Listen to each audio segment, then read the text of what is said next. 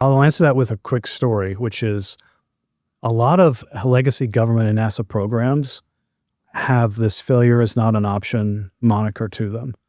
And what that means is to have infinitely low risk requires infinitely high cost.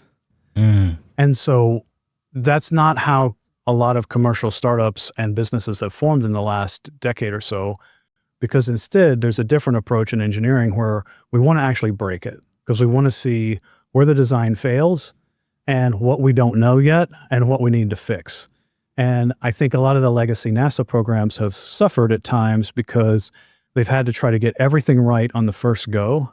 And that's a pretty tall order. And that's why these aerospace programs have taken so much longer than anybody ever wanted from a schedule-wise or from a cost standpoint.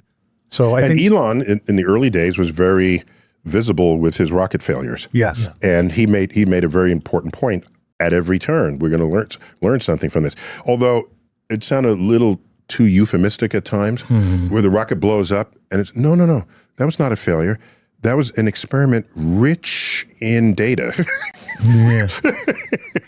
and it's true to a certain extent, but not all failures are planned.